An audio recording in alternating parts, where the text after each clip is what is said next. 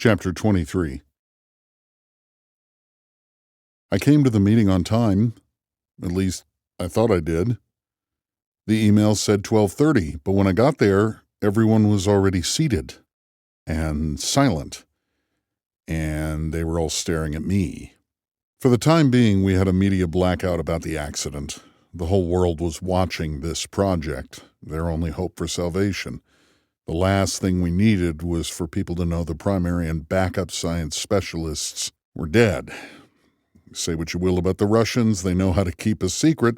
All of Baikonur was on lockdown. The meeting room, a simple trailer the Russians had supplied, had a great view of the launch pad. I could see the Soyuz through the window. Old technology, to be sure, but easily the most reliable launch system ever made. Strat and I hadn't spoken since the night of the explosion. She suddenly had to head up an ad hoc disaster inquiry. It couldn't wait until later. If the accident was caused by some procedure or equipment that was going to be on the mission, we needed to know. I wanted to be involved, but she wouldn't let me. Someone had to keep dealing with various minor Hail Mary issues being reported by the ESA team. Strat stared right at me. Dmitri fiddled with some papers, probably a design for a spin drive improvement. Dr. Lalkin, the fiery Norwegian who designed the centrifuge, drummed her fingers on the table. Dr. Lamai wore her lab coat, as always. Her team had perfected a fully automated medical robot, and she'd probably be in line for a Nobel Prize someday, if Earth lived that long. Even Steve Hatch, the crazy Canadian who invented the Beetle probes, was present. He at least didn't look awkward. He just typed away on a calculator. He didn't have papers in front of him, just the calculator. Also present were Commander Yao and Engineer Ilyukhna. Yao looked dour as ever, and Ilyukhna had no drink in her hand.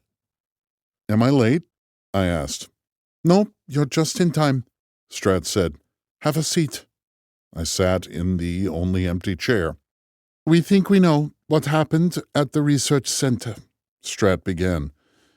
"The whole building is gone, but all their records were electronic and stored on a server that handles all of Baikonur. Fortunately, that server is in the ground control building. Also, Dubois, being Dubois, kept meticulous notes." She pulled out a paper. "According to his digital diary, his plan for yesterday was to test an extremely rare failure case that could happen in an astrophage-powered generator." Ilyukhna shook her head. "Should have been me testing this. I am responsible for ship maintenance. Dubois should have asked me." "What was he testing exactly?" I asked. Larkin cleared her throat. 1 month ago, JAX had discovered a possible failure state for the generator. It uses astrophage to make heat, which in turn powers a small turbine with state change material. Old, reliable technology. It runs on a tiny amount of astrophage, just 20 individual cells at a time. "That seems pretty safe," I said. "It is.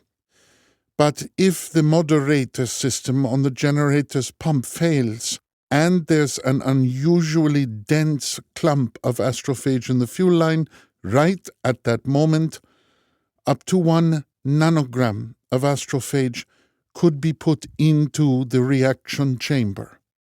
"What would that do?" "Nothing, because the generator also controls the amount of IR light shined on the astrophage. If the chamber temperature gets too high, the IR lights turn off to let astrophage calm down. Safe backup system, but there is a possible edge case, extremely unlikely, that a short in this system could make the IR lights turn on at full power and bypass the temperature safety interlock entirely. Dubois wanted to test this very, very unlikely scenario." "So what did he do?" Larkin paused and her lip wobbled a bit. She steeled herself and pressed on. "He got a replica generator," One of the ones we use for ground testing. He modified the feed pump and IR lights to force that crazy edge case to happen. He wanted to activate an entire nanogram of astrophage at once and see how it damaged the generator. Wait, I said. 1 nanogram isn't enough to blow up a building. At worst, it could melt a little bit of metal. Yeah, said Loken. She took a deep breath and let it out slowly. So you know how we store tiny quantities of astrophage, right? Sure, I said. In little plastic containers suspended in propylene glycol. She nodded. When Dubois requisitioned 1 nanogram of astrophage from the research center's quartermaster, they gave him 1 milligram by mistake. And since the containers are the same and the quantities are so small, he and Shapiro had no way of knowing. Oh, God. I rubbed my eyes. That's literally 1,000,000 times the heat energy release than they were expecting. It vaporized the building and everyone in it. God. Strat shuffled her papers. The simple truth is this. We just don't have the procedures or experience to manage astrophage safely. If you asked for a firecracker and someone gave you a truck full of plastic explosive, you'd know something was wrong, but the difference between a nanogram and a milligram, humans just can't tell. We were all silent for a moment. She was right. We'd been playing around with Hiroshima bomb levels of energy like it was nothing. In any other scenario, it would have been madness. But we didn't have a choice. So are we going to delay the launch? I asked. No. We've talked it over and we all agree. We can't delay the Hail Mary's departure. It's assembled, tested, fueled, and ready to go. It is the orbit, Dmitri said. It is in tight orbit at 51.6 degrees inclination, so Cape Canaveral and Baikonur can get at it easy. But is also in shallow orbit, which is decaying. If it does not set out within next 3 weeks, we have to send entire mission up just to reboost it to higher orbit. The Hail Mary will leave on schedule, said Strat. 5 days from now. The crew will have 2 days of pre-flight checks, so that means the Soyuz has to launch in 3 days. Okay, I said. What about the science expert? I'm sure we have hundreds of volunteers all over the world. We can give the selectee a crash course in the science they'll need to know. The decision's been made, Strat said. Really, the decision made itself. There's no time to train a specialist in everything they need to know. There's just too much information and research to learn. Even the most brilliant scientists wouldn't be able to glean all of it in just 3 days. And remember, only about 1 in 7,000 people have the gene combination to become a resistant. Right around then, I got a sinking feeling. I think I see where this is going. As I'm sure you know by now, your tests came up positive. You are that 1 in 7,000. Welcome to crew, Ilyukhin said. Wait, no. I shook my head. This is insane. Sure, I'm up to speed on astrophage, but I don't know anything about being an astronaut. We will train you as we go. Yao spoke quietly, but with confidence. And we will do the hard tasks. You will be utilized only for science. I just mean, come on. There has to be someone else. I looked to Strat. What about Yao's backup? Or Ilyukhin's? They're not biologists, said Strat. They're incredibly skilled people with the nose-to-tail expertise on the Hail Mary, its operations and how to repair damage, but we can't train someone in all the cellular biology they need to know in the time we have. It would be like asking the world's best structural engineer to do brain surgery. It's just not their field. What about other candidates on the list? The ones that didn't make the original cut? There's no one as qualified as you. Frankly, we're lucky beyond our wildest dreams that You happen to be coma-resistant. Do you think I kept you on the project for so long because I needed a junior high school teacher around? Oh, I said. You know how the ship works, Strat continued. You know the science behind astrophage. You know how to use an EVA suit and all the specialized gear. You've been present for every major scientific or strategic discussion we've had about the ship and its mission. I made sure of it. You have the genes we need, so I made damn sure you had the skills we need. God knows I didn't want it to come to this, but here we are. You've been the tertiary science specialist all along. No, that can't be right, I said. There's got to be other people, much more talented scientists, and, people who actually want to go. You must have made a list, right? Who's the next candidate after me? Strat picked up a piece of paper in front of her. Andrea Caceres, a distillery worker from Paraguay. She's coma-resistant and holds a bachelor's degree in chemistry with a minor in cellular biology. And she volunteered for the mission back during the first call for astronauts. Sounds great, I said. Let's give her a call. But you've had years of direct training. You know the ship and the mission inside and out, and you're a world-leading expert on astrophage. We'd only have a few days to get Caceres up to speed. You know how I operate, Dr. Grace, more than anyone else. I want to give Hail Mary every possible advantage, and right now, that's you. I looked down at the table. But I don't want to die. Nobody does, said Strat. It must be your decision, said Yao. I will not have someone on my crew who is there against their will. You must come of your own volition, and if you refuse, we will bring in Ms. Caceres and do our best to train her up, but I urge you to say yes. Billions of lives are on the line. Our lives matter little when compared against such tragedy. I put my head in my hands. The tears started to come. Why did this have to happen to me? Can I think about it? Yes, Strat said. But not for very long. If you say no, we have to get Caceres here in a hurry. I want your answer by 5 p.m. tonight. I stood and shuffled out of the room. I don't think I even said goodbye.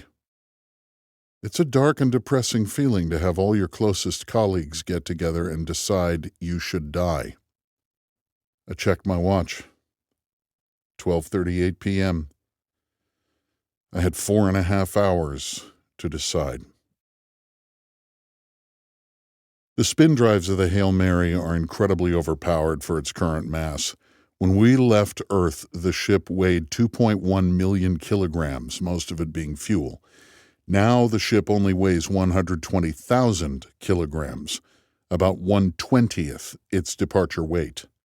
Thanks to the Hail Mary's relatively low mass, the scrappy little beetles are able to collectively give me 1.5 Gs of thrust.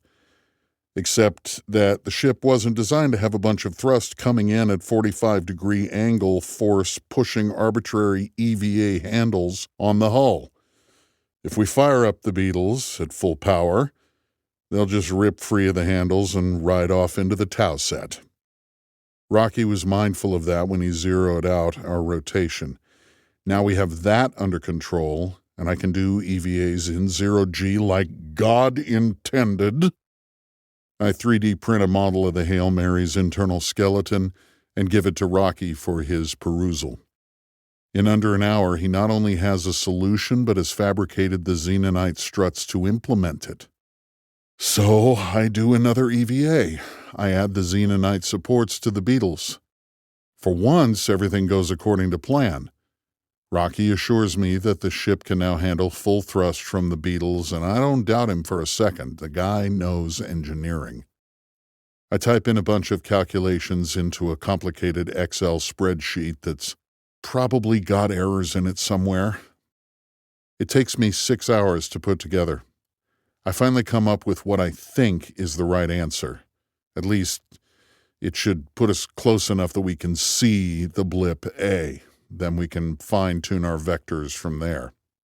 Ready? I say from the pilot seat. Ready, Rocky says in his bulb. He holds the 3 control boxes in his hands. Okay, John and Paul to 4.5%. John and Paul 4.5% confirmed, he says. Sure, Rocky could have made controls for me to use, but this is better. I have to watch the screen closely and pay attention to our vectors. Best to have someone give their full attention to the Beatles. Besides, Rocky's a ship's engineer. Who better to run our makeshift engines? John and Paul to 0, Ringo to 1.1%, I say. John and Paul 0, Ringo 1.1. We make numerous tweaks to the thrust vectors bit by bit to angle the ship roughly the direction I want. We finally achieve what I hope is the right direction. Here goes nothing, I say. All ahead full. John, Paul, Ringo 100%. I'm thrown back into my seat as the ship lurches forward, with 1.5 Gs of gravity taking over as we accelerate in a straight line, maybe toward the blip A. Hopefully. Maintain thrust for 3 hours, I say. 3 hours. I watch engines. You relax. Thanks, but no time for rest. Want to use gravity while I can. I stay here. Tell me how experiments go. Will do. I'm shooting for another 11-day transfer. It takes 130 kilograms of fuel to make that happen, about a quarter of what the Beatles have aboard, if you include George, who is sitting on the lab table full of astrophage. That should give us enough left over to correct whatever idiotic mistakes I made in my trajectory math. We'll get up to cruising speed in 3 hours, then we'll coast for most of 11 days. I don't want to deal with spinning up or spinning down the centrifuge. Yes, it can be done.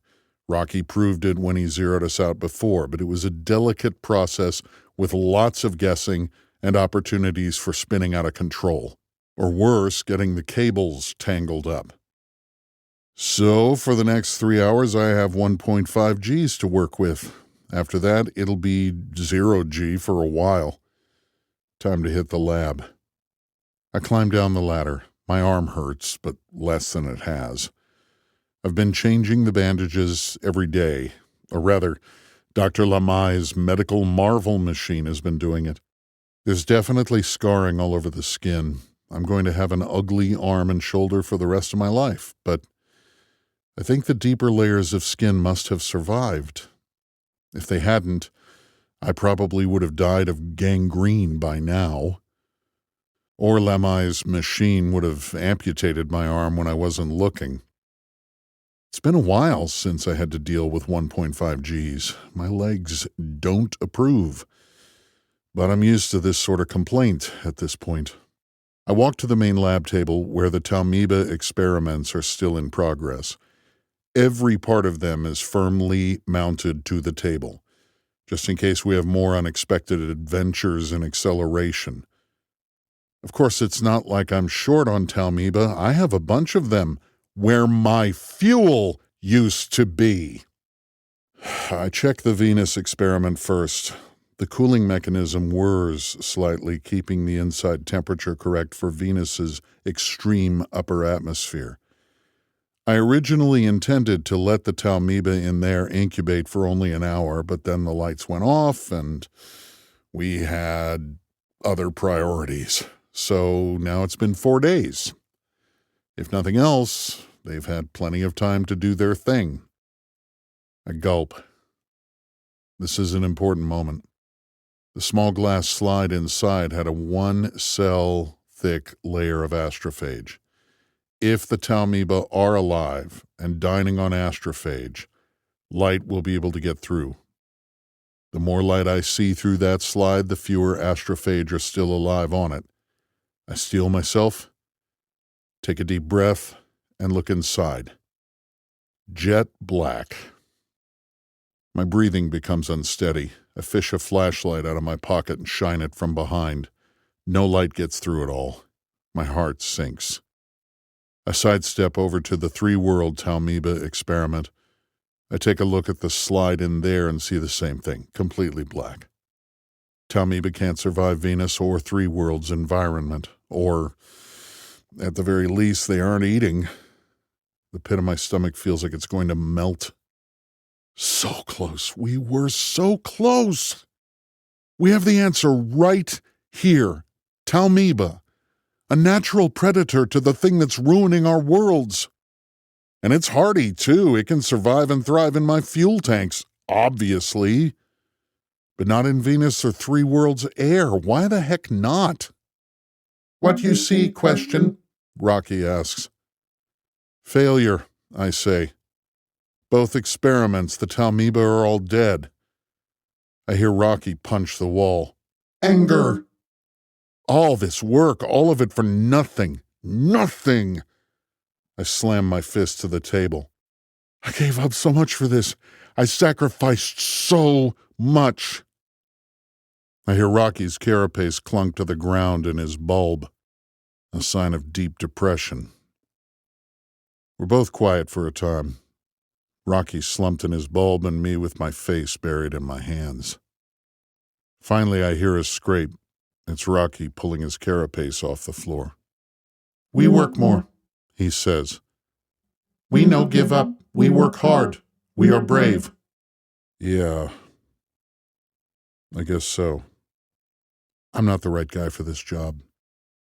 I'm a last-second replacement because the actually qualified people blew up.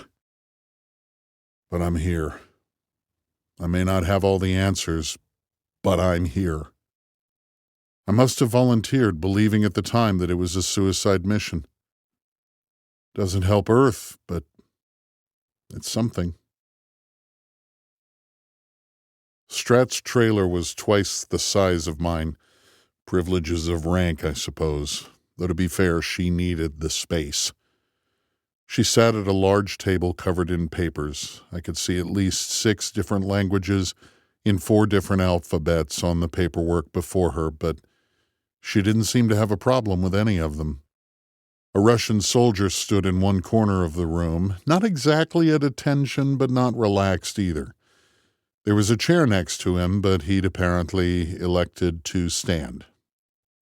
"Hello, Dr. Grace," Strat said without looking up. She pointed to the soldier. "That's Private Mechnikov. Even though we know the explosion was an accident, the Russians aren't taking any chances." I looked to the soldier. "So he's here to make sure imaginary terrorists don't kill you?" "Something like that." She looked up. "So, it's 5 o'clock. Have you made your decision? Are you going to be the Hail Mary science specialist?" I sat opposite her. I couldn't meet her gaze. "No."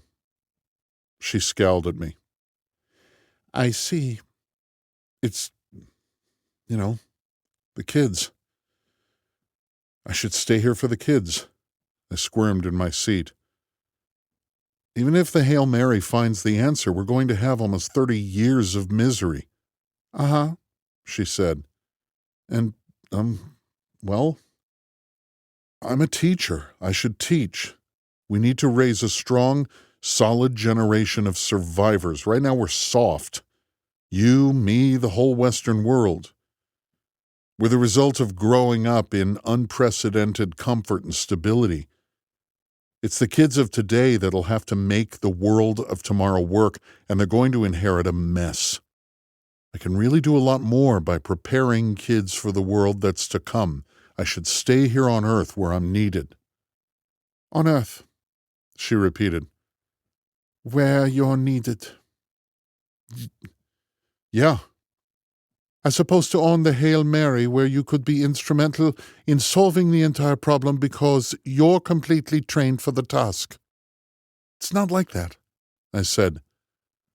"I mean, it's a little like that, but look, I'm no good on a crew. I'm not some intrepid explorer."